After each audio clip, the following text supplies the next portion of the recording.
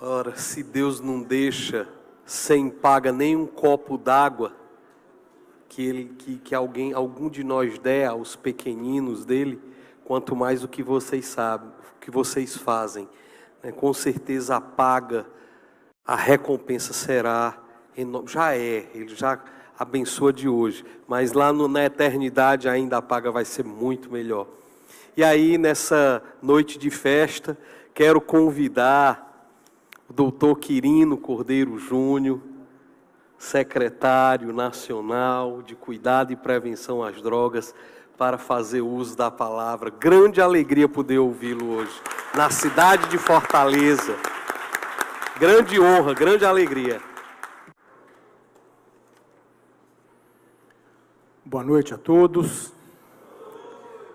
Para mim é uma grande satisfação, uma grande alegria estar aqui em Fortaleza, no estado do Ceará, para esse momento tão importante em que a Câmara Municipal de Fortaleza faz essa sessão solene, reconhecendo a importância das comunidades terapêuticas para a sociedade aqui do município.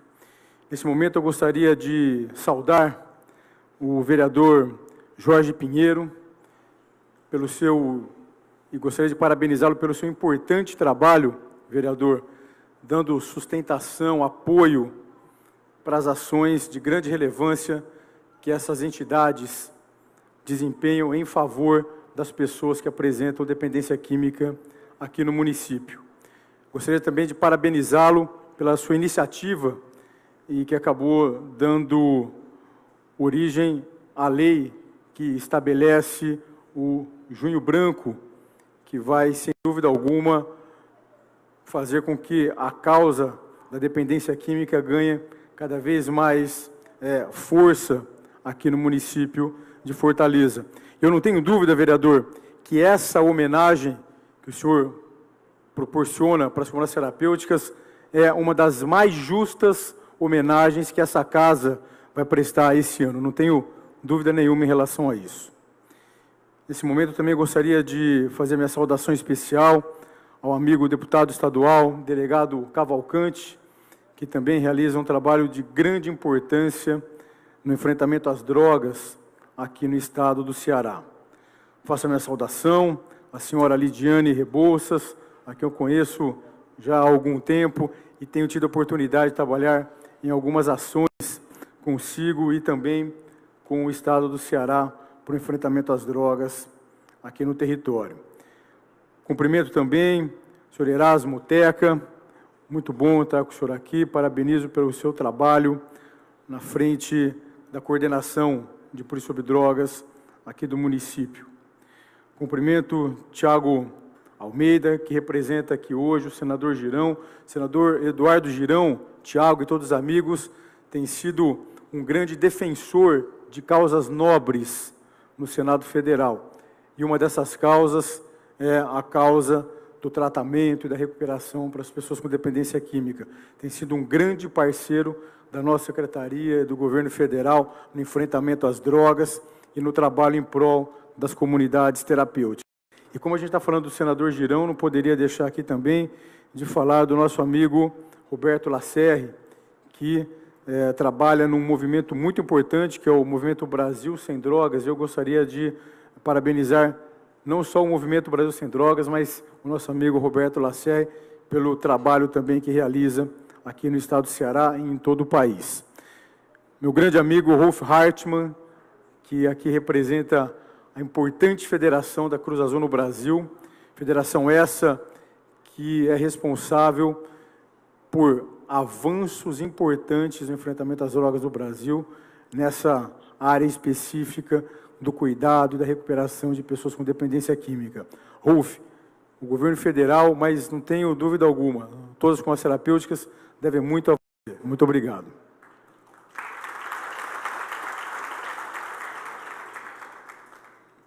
João Maria, que hoje tive a oportunidade de visitar rapidinho a Grão de Mostarda. Amanhã terei a oportunidade, sem dúvida alguma, de estarmos lá e conhecer o seu trabalho em prol das comunidades terapêuticas, não só aqui de Fortaleza, mas todo o Ceará, você que está à frente da Associação das Farmácias Terapêuticas aqui do Estado, minha saudação especial a você. E, por último, mas não de maneira menos importante, o Marco Túlio, tive a oportunidade de estar hoje na sua comunidade terapêutica. Parabéns pelo seu trabalho, parabéns pelo seu engajamento na causa, você que hoje é membro do Conselho Estadual de Políticas sobre Drogas, está hoje à frente do Projeto Resgate, parabéns pelo seu trabalho.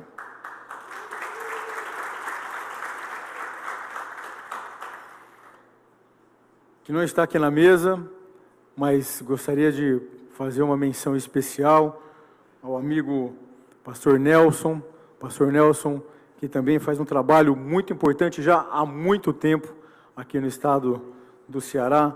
Parabéns pelo seu trabalho. Está aqui o Brandão, Pastor Silvio, enfim, Marquinhos também está aqui, que tive a oportunidade de estar lá na Saber Viver, hoje à tarde. Parabéns a todos vocês pelo trabalho. Hoje, como eu já disse, eu cheguei de Brasília e já fui visitar algumas entidades aqui, algumas comunidades terapêuticas, estive na Saber Viver, estive lá com o Marquinhos, com o Chafi, que está ali, com todo o pessoal da Saber Viver. Depois fomos na Lar da Paz, com o Tito, que está aqui com a gente. Estive também na comunidade terapêutica Projeto Resgate, com o Marco Túlio, e amanhã estaremos na Grão de Mostarda, com o João, na Casa de Abraão, com o Milton Júnior, enfim. A ideia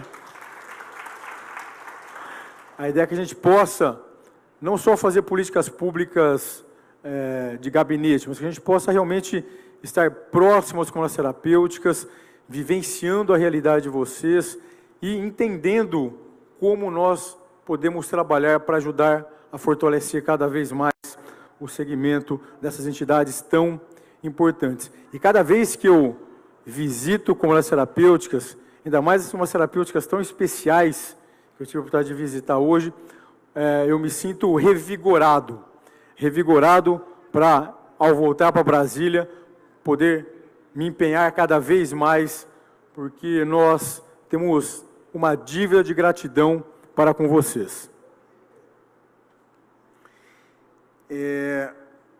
Vereador Jorge Pinheiro, o governo federal, nesses últimos anos, tem realizado um trabalho em parceria com as comunidades terapêuticas, com o intuito de que nós possamos reverter um cenário muito ruim, um cenário muito desfavorável que o Brasil vinha vivendo nos últimos anos, no que tange as questões concernentes às drogas.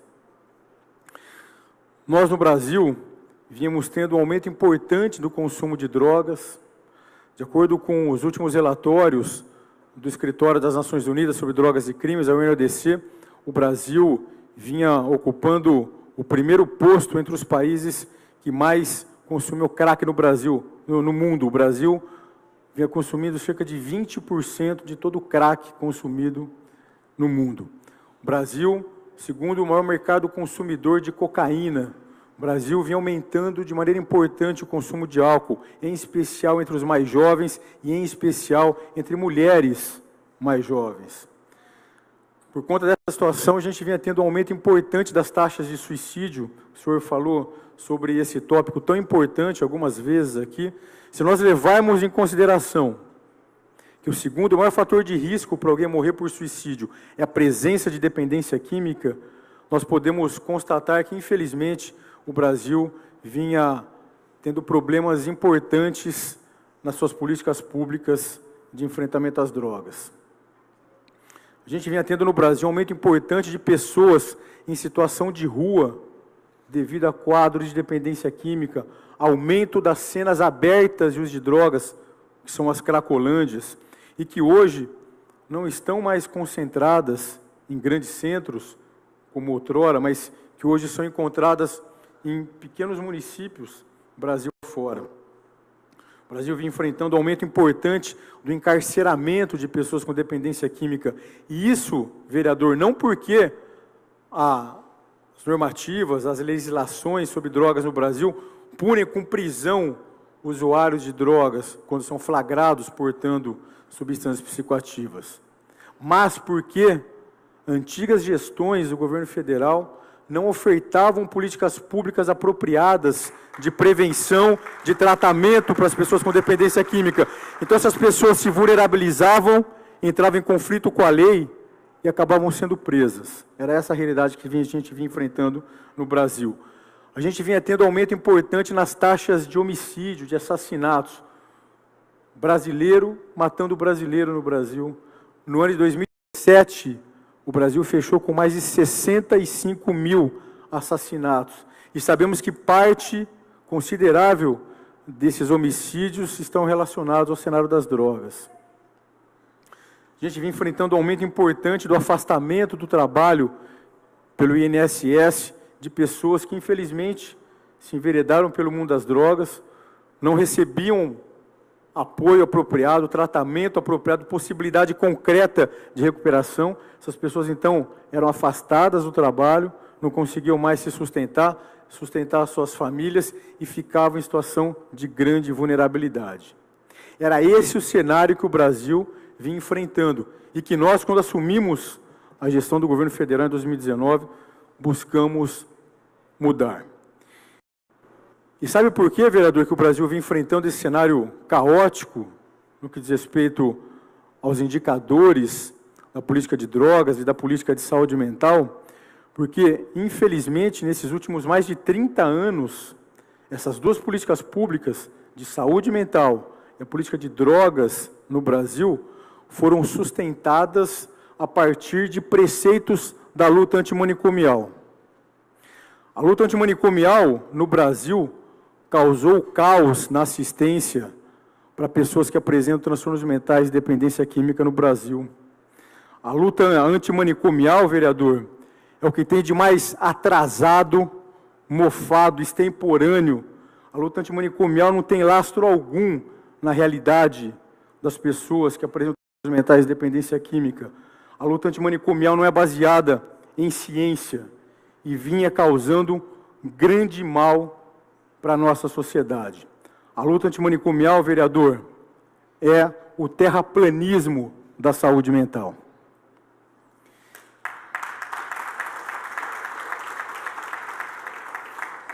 A luta antimanicomial e seus apoiadores não perseguiam só comunidades terapêuticas, perseguiam outros importantes serviços que ofertam cuidado para as pessoas que padecem de transtornos mentais e dependência química, como hospitais psiquiátricos, hospitais-dia, ambulatórios de saúde mental, e nós não podemos mais conceber a ideia de que o cuidado para pessoas que estão doentes possam ser norteados por questões ideológicas.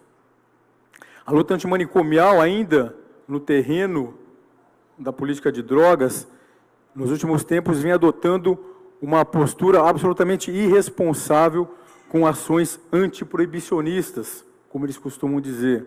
Ou seja, a luta antimanicomial vem defendendo e trabalhando no Brasil para a liberação das drogas. E nós não podemos conceber que isso aconteça em nosso país. Nós já temos problemas demais para termos mais esse desastre em nosso país.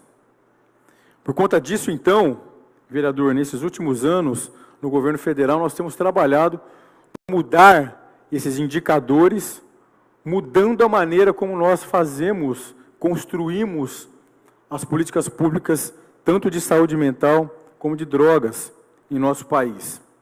No ano de 2017, eu tive a oportunidade de estar no Ministério da Saúde, na coordenação de saúde mental, trabalhei para que nós tivéssemos uma mudança na política de saúde mental no país. Nós conseguimos publicar aquela que é considerada a nova política nacional de saúde mental. Em 2019, no Ministério da Cidadania, à frente da Secretaria Nacional de Cuidados e Prevenção às Drogas, tive a oportunidade de participar da construção daquela que é considerada a nova política nacional sobre drogas.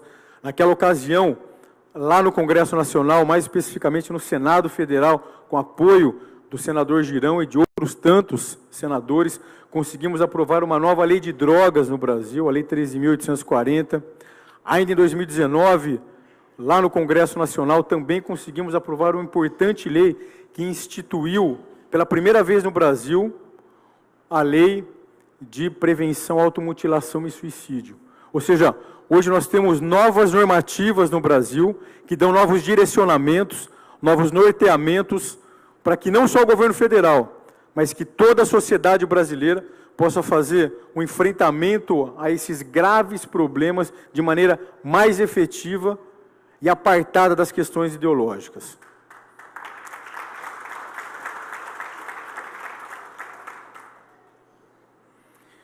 Nós temos trabalhado para modificar as normativas no país, e as farmácias terapêuticas têm sido contempladas nessas mudanças normativas.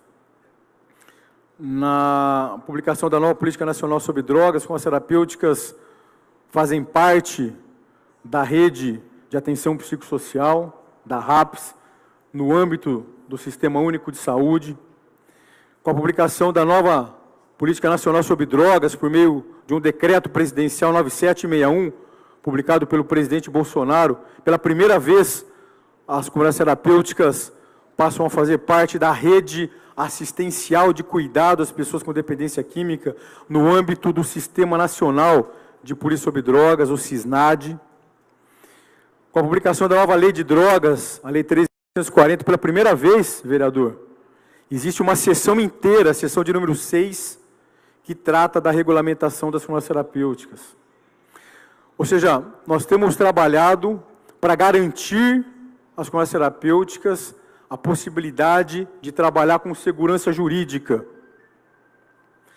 Nós temos trabalhado também para que as farmácias terapêuticas possam fazer parte da rede socioassistencial, e hoje as farmácias terapêuticas são serviços de suporte aos serviços que compõem a rede SUAS. Temos trabalhado também para a construção de outras normativas. Recentemente publicamos uma normativa inédita por conta de um hiato normativo que existia na legislação que cuidava das questões da dependência química no Brasil. Nós publicamos uma resolução do Conselho Nacional de Polícia sobre Drogas, o CONAD, que passou a permitir e a regulamentar o acolhimento de adolescentes em comunidades terapêuticas. Essa era uma necessidade que a sociedade brasileira apresentava. Não era possível mais nós concebermos que os adolescentes não teriam vez para o seu acolhimento, para a sua recuperação nas farmácias terapêuticas. Num trabalho em parceria com o Congresso Nacional, e aqui, novamente, falo do senador Girão, que emprestou o seu gabinete em Brasília para que pudéssemos trabalhar junto com os senadores e deputados federais, quando nós conseguimos incluir as farmácias terapêuticas na nova lei do SEBAS, a lei da filantropia. Hoje, as farmácias terapêuticas, tendo sido incluídas na nova lei do SEBAS, conseguem hoje garantir a sua sustentabilidade a longo prazo. Essa é uma política que vai ajudar as comunidades terapêuticas a se manter, a se desenvolver no longo prazo. Nós temos trabalhado também, além das questões de mudanças normativas, para o fortalecimento do segmento das farmácias terapêuticas, temos trabalhado também para o seu financiamento, vereador. Quando nós assumimos o governo federal, no ano de 2019, o governo federal financiava pouco mais de 12.000 vagas nas farmácias terapêuticas em todo o Brasil.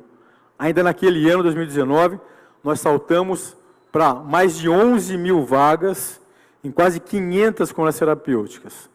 E no ano passado, depois de novamente batalharmos no Congresso Nacional por aumento de orçamento, conseguimos mais 80 milhões de reais de orçamento novo para o financiamento das farmácias terapêuticas. Nós conseguimos, em dezembro do ano passado, contratar mais 203 farmácias terapêuticas no Brasil, chegando a cerca de 700 entidades financiadas pelo governo federal, em todo o país, perfazendo um total de mais de 17 mil vagas, ou seja, saltamos de pouco mais de 2 mil para mais de 17 mil vagas. Nunca na história do Brasil as farmácias terapêuticas receberam um financiamento dessa magnitude.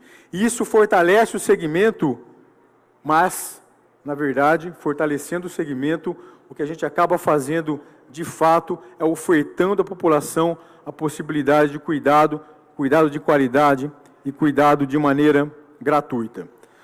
Só que no Ceará nós financiamos 29 farmácias terapêuticas, perfazendo o total de 1.200 vagas financiadas aqui no estado,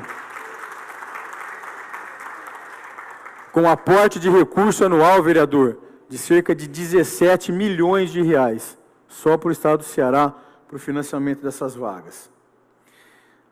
Como já foi dito aqui, nesses 3 anos e alguns meses da atual gestão do governo federal, nós já tivemos a oportunidade de acolher, nessas vagas financiadas pelo Ministério da Cidadania, mais de 120 mil brasileiros. Foram mais de 120 mil pessoas que tiveram a oportunidade de serem acolhidas com as terapêuticas e, com isso, uma oportunidade de mudar de vida. No momento tão difícil da pandemia que nós tivemos no Brasil, além dessas vagas, nós abrimos mais 1.500 vagas para o financiamento das farmácias terapêuticas, com aporte de recursos de mais de 10 milhões de reais. Fizemos a contratação de cerca de 300 farmácias terapêuticas que nos ajudaram a acolher pessoas em situação de rua durante a pandemia, pessoas em grande situação de vulnerabilidade. E falando do momento pandêmico, vereador, é interessante porque os detratores, as pessoas que ainda, infelizmente, por questões ideológicas, sempre arrumam situações para colocar dificuldades no trabalho das farmácias terapêuticas.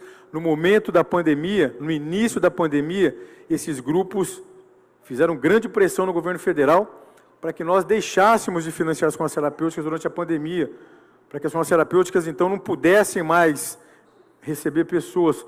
Ou seja, no momento, talvez, que a população brasileira tivesse em situação de maior vulnerabilidade, passando por uma situação de grande estresse, e com certeza iria impactar nos problemas relacionados ao uso de álcool e drogas.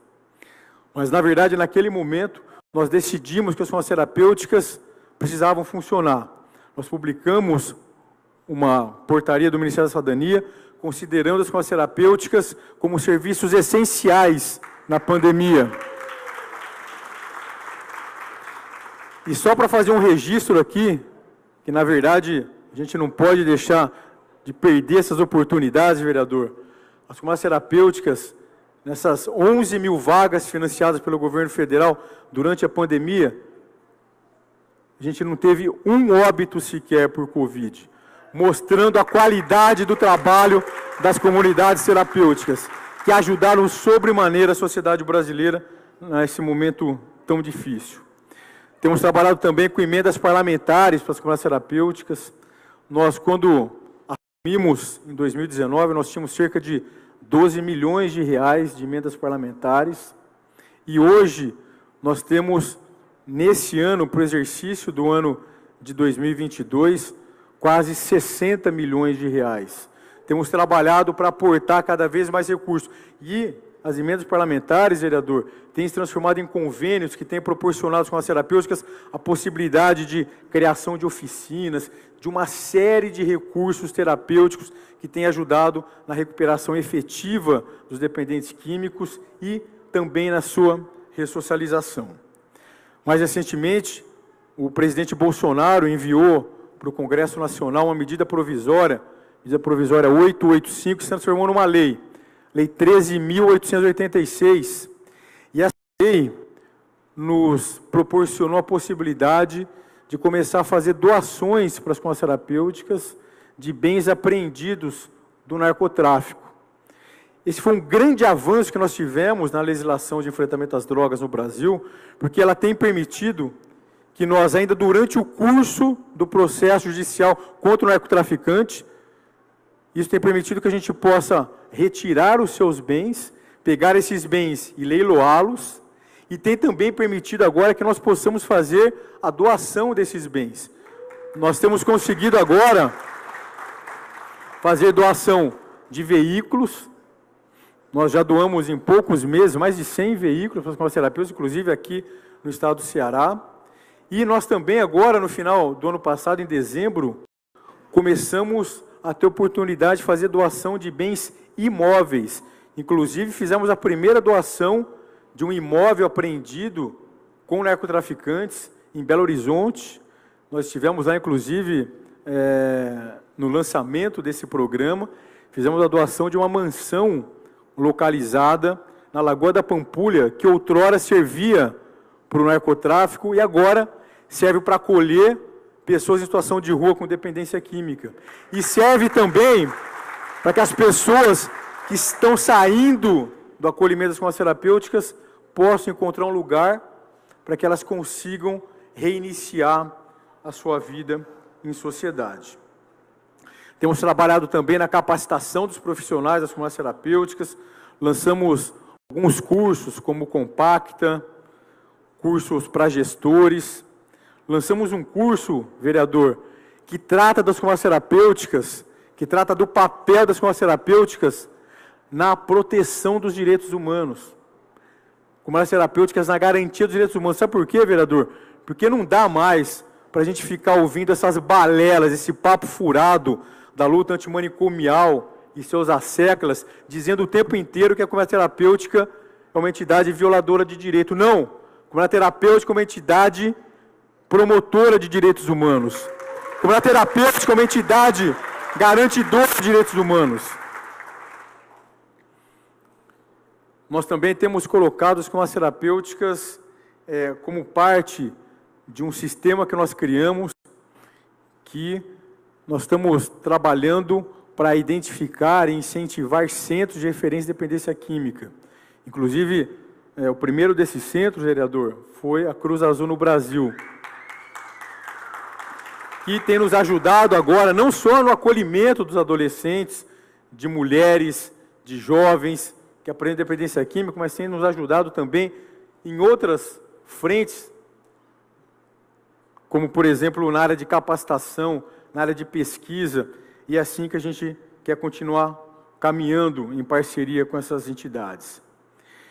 Nós também temos trabalhado com os grupos de mútua ajuda e apoio familiar. E por que a gente fala disso agora? Porque boa parte desses grupos trabalham em parceria ou estão dentro das comunidades terapêuticas. Nós lançamos recentemente um edital que ajuda no financiamento desses grupos. Hoje temos trabalhado em parceria com grupos como Federação de Amor Exigente, como Pastoral da Sobriedade, e também grupos que trabalham com as escolas terapêuticas, como Cruz Azul no Brasil, como o Grupo Esperança Viva, que é ligado à Fazenda da Esperança, que há pouco eu tive a oportunidade de ver aqui os seus representantes aqui no Ceará. Então, as escolas terapêuticas também têm realizado um importante trabalho nessa perspectiva da oferta de cuidado em grupos de mútua ajuda e apoio familiar, que tanto tem ajudado na recuperação de dependentes químicos no Brasil e que tanto tem ajudado no apoio às famílias dos dependentes químicos. Nós agora, vereador, acabamos de lançar um edital de prevenção e, para nossa grata surpresa, recebemos várias propostas para participação do financiamento que vamos começar a fazer agora. Lançamos edital de prevenção no valor de 5 milhões de reais para o financiamento de grupos que trabalham na prevenção de drogas. E, para nossa grata surpresa, várias escolas terapêuticas estão participando desse edital, porque também trabalham na perspectiva de prevenção. Ou seja, as escolas terapêuticas têm trabalhado no acolhimento de dependentes químicos, na sua ressocialização e também na prevenção ao uso de drogas. Nós temos buscado ajudar essas entidades também a trabalharem na ressocialização, temos ofertado a possibilidade de elas trabalharem no governo federal com 2 programas que nós temos, o programa Progredir, o programa Brasil Mais Empreendedor, porque temos certeza absoluta que a recuperação da pessoa com dependência química passa pela sua capacitação para o trabalho. Temos também buscado ajudar as escolas terapêuticas a trabalharem para garantir a sua autossustentabilidade. Isso é fundamental. É claro que o poder público precisa, deve ajudar as entidades. Ao poder público não basta só discurso. Ao poder público há necessidade de ação. Só que, na verdade, nós sabemos que, para que a gente possa ter essas entidades firmes para um trabalho de médio e longo prazo, é importante que elas também olhem para ações para a sua autossustentabilidade. E nessa frente a gente tem ajudado as farmacoterapêuticas a implantarem, por exemplo, placas fotovoltaicas, para que elas possam reduzir os gastos com energia elétrica. Agora a gente está começando a trabalhar para ofertar para as farmacoterapêuticas a possibilidade da instalação de biodigestores, para que elas possam transformar lixo em energia, em gás. A gente tem trabalhado também para ajudar as farmacoterapêuticas a fazerem trabalhos que possam levá-las a ter possibilidade de conseguir recursos, como, por exemplo, a implantação de atividades de piscicultura, de criação de animais e outras coisas do gênero. Temos trabalhado também para a criação de frentes parlamentares em defesa das farmacoterapêuticas. Fizemos isso no Congresso Nacional, juntamente com as federações das farmacoterapêuticas, justamente com a Confederação das Farmacoterapêuticas, a Confenact, porque o trabalho do Poder Executivo fica muito mais forte quando acontece em parceria com as casas legislativas. E nesse contexto, então, eu parabenizo mais uma vez o senhor por essa importante iniciativa. Temos trabalhado também na criação de frentes parlamentares nos estados. Hoje temos frentes parlamentares de defesa das farmacoterapêuticas no Rio Grande do Sul, Rio de Janeiro. Tem sido uma criada no estado de Minas Gerais e, quem sabe, um dia aqui no estado do Ceará. E para finalizar, vereador, agora nós estamos terminando a construção do Plano Nacional de Polícia sobre Drogas, o PLANAD. Nós temos a nova Política Nacional sobre Drogas, nós temos a nova Lei de Drogas, temos uma série de normativas e nós agora estamos construindo um plano que vai ter a duração, que vai ficar em vigência pelos próximos 5 anos, plano esse construído juntamente com a sociedade brasileira e que inclui nesse plano as comunidades terapêuticas como entidades que vão ajudar o Brasil a cuidar de uma maneira mais digna e efetiva dos seus dependentes químicos. Na verdade, o governo federal, inclusive por uma orientação do próprio presidente Jair Bolsonaro, tem trabalhado na perspectiva de nós termos menos Brasília e mais Brasil. Por isso que a gente está aqui hoje. Essa semana eu estive em Pernambuco, São Paulo, agora Ceará. Semana passada estive no Paraná. Ou seja, a gente tem trabalhado sempre na perspectiva de fortalecer as ações no território, nos estados, no município, buscando trabalho com os gestores locais, mas principalmente buscando fortalecer o trabalho da sociedade organizada. Porque não faz sentido nós pensarmos que de Brasília a gente vai conseguir identificar e resolver todos os problemas que acontecem na sociedade. Nós, obviamente, do poder público, temos a obrigação de realizar ações para fortalecer o trabalho já realizado nos territórios, já realizado pela sociedade civil organizada. É o que nós temos feito. Então, mais uma vez, vereador, mais uma vez, todos os amigos, muito obrigado pela oportunidade de estarmos hoje aqui. Parabéns pelo importante trabalho que o senhor tem feito aqui em Fortaleza, mas principalmente parabéns a vocês, as farmacoterapêuticas. Eu costumo dizer que, na verdade, o governo federal e toda a sociedade brasileira tem uma dívida de gratidão pelo importante trabalho que vocês realizam no Brasil há mais de 50 anos. Muito obrigado e que Deus continue nos abençoando a todos.